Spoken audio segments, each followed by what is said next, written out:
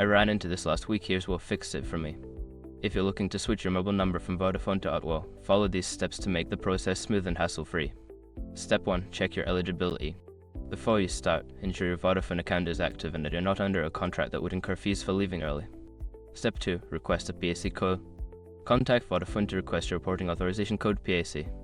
You can do this via their customer service number or through the app. Step 3. Sign up with Otwell. Once you have your PAC code, go to Otwell's website or visit a store to sign up for a new plan. Provide them with your PAC code during the sign-up process. Step 4. Wait for the porting process. After you've signed up, Otwell will initiate the porting process. This usually takes a few hours but can take up to 24 hours. Keep your old SIM until the process is complete. Step 5. Confirm the switch. Once your number is active on Otwell, confirm that all services are working correctly.